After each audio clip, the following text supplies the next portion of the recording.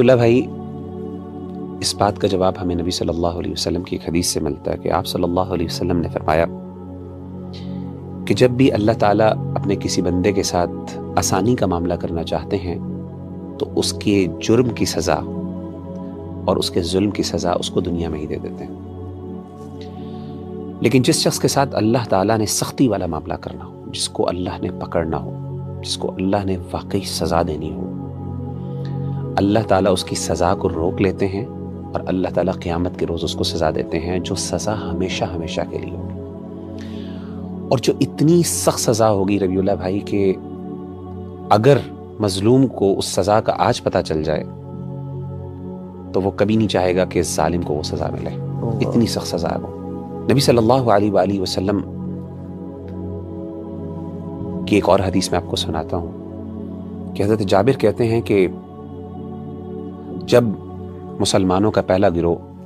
جو حبشہ کی طرف ہجرت کر کے گیا تھا، جب وہ واپس آیا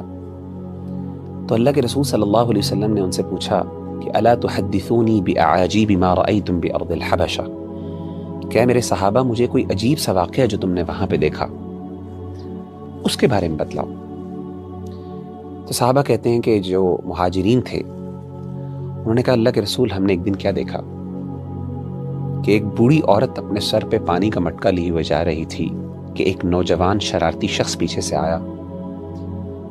اور اس نے اس کے کندھے کے اوپر ہاتھ رکھا اور زور سے دھکا دیا، یہاں تک کہ وہ منہ کے بل زمین پہ گر پڑی اور اس کے سر پہ جو مٹکا تھا پانی کا وہ گر کر ٹوٹ گیا، اور یہ وہ عورت تھی جو عیسائی تھی۔ تو جب وہ اٹھی اس نے اس نوجوان کو دیکھا ہنستے ہوئے مسکراتے ہوئے، تو اس نے کہا کہ سوف تعلم یا غدر، اے ظالم ان قریب تجھے اس کا پتہ چلے گا۔ اذا وضع اللہ الکرسی، جب قیامت کے روز اللہ تعالیٰ انصاف کی کرسی کو قائم کرے گا، سوف تعلم کیف امری و امرک عندہ، تجھے پتہ چل جائے گا تیرا اور میرا معاملہ اللہ کے سامنے کیا ہے، یعنی اس دن میرا رب تجھے اس کی سزا دے گا۔ اور آپ صلی اللہ علیہ وسلم نے جب یہ سنا، حالانکہ وہ عیسائی عورت تھی، آپ نے فرمایا صدقت صدقت صدقت، اے میرے صحابہ اس نے سچ کہا، اس نے سچ کہا، اس نے سچ کہا۔ اور کبھی بھی اللہ تعالیٰ قیامت کا دن ختم نہیں کریں گے حساب و کتاب کا جب تک ظالم سے مظلوم کو انصاف نہ مل جائے۔ تو میں اپنے بھائیوں اور بہنوں کو یہ کہتا ہوں عام طور پہ، خاص طور پہ جن پہ بہت زیادہ ظلم ہو رہا ہے، کہ یہ مت سمجھیے گا کہ اللہ تعالیٰ آپ کی تکلیفوں سے غافل ہے، اس کو یہ نہیں پتا، یہ کبھی نہ سمجھیے گا۔ اللہ کا فرماتے ہیں وَلَا تَحْسَبَنَّ اللَّهَ غَافِلًا عَمَّا يَعْمَلُ الظَّالِمُونَ، کبھی تم یہ گمان نہ کرنا کہ اللہ غافل ہے جو ظالم تمہارے ساتھ ظلم کر رہے ہیں۔ انما یؤخرہم لیوم تشخص فیہ الابصار، کہ اللہ تعالیٰ نے اس چیز کو مؤخر کر دیا کس دن تک کے لیے،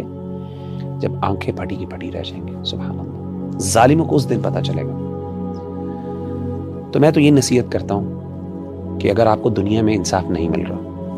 عدالتوں کے دروازے آپ کے لیے بند ہو گئے، انصاف دینے والے اپنا منہ پھیر چکے ہیں، تو اپنا کیس اللہ تعالیٰ کی عدالت میں دائر کروا دیجیے، وہاں پہ انصاف کرنے والا اللہ ہے اور وہاں کے گواہ جو ہیں وہ فرشتے ہیں۔